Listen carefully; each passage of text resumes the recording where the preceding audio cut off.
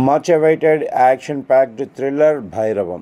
ఈ multi starrer movie ఈ నెల 30వ తేదీన విడుదల కాబోతుంది. మంచు మనోజ్, బెల్లంకొండ సాయి శ్రీనివాస్, నారా రోహిత్ లీడ్ క్యారెక్టర్లలో నటించారు. తమిళ దర్శకుడు శంకర్ కుమార్తె అదితి శంకర్, ఆనంది, దివ్య పిళ్ళై, శరత్ లోహితాస్వ, అజయ్, సందీప్ రాజ్ ఇతర ముఖ్య పాత్రల్లో నటించారు. శ్రీ సత్యసాయి ఆర్ట్స్ బ్యానర్ కింద కె రాధామోహన్ ఈ సినిమాను నిర్మించారు.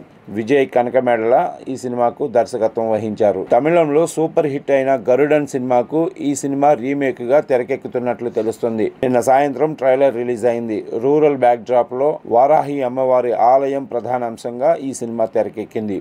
ఈ సినిమాపై హైప్ క్రియేట్ చేసింది ట్రైలర్. పైగా మంచు మనోజ్ గానీ, నారా రోహిత్ గానీ సుదీర్ఘ విరామం తర్వాత నటిస్తున్న మూవీ కావటం, వారికి బెల్లంకొండ సాయి శ్రీనివాస్ తోడు కావటం వల్ల ఒక మంచి హై వోల్టేజ్ యాక్షన్ థ్రిల్లర్ ప్రేక్షకుల ముందుకు రాబోతుందనే అభిప్రాయాలు కలిగించినట్టయింది. 2017లో విడుదలైన ఒక్కడు మిగిలాడు తర్వాత మంచు మనోజ్ నటించిన మూవీ ఇదే.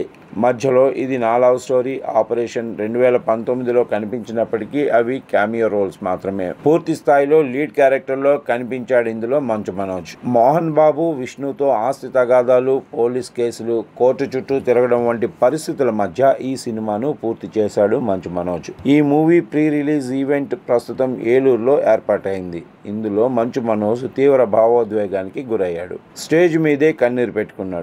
6 సంవత్సరాల గ్యాప్ తర్వాత మళ్ళీ తెర మీదకి రావడానికి ప్రేక్షకుల ప్రేమాభిమానాలు, జనం ఆదరణే కారణమని చెప్పుకొచ్చాడు. మంచు విష్ణు నటించిన తాజా చిత్రం కన్నప్ప పైన సెటైర్లు వేశాడు. కుటుంబ సభ్యులకు అన్యాయం చేసి శివయ్యను తలుచుకుంటే ఆయన రాడని, మనసారా తలుచుకుంటే దర్శకుడు, నిర్మాతలు, ప్రేక్షకులు, అభిమానుల రూపంలో వస్తారని చెప్పాడు. అభిమానుల ప్రేమతో సెకండ్ ఇన్నింగ్స్ ప్రారంభించానని, నిండు మనసుతో ఆశీర్వదించాలని మంచు మనోజ్ కోరుకున్నాడు.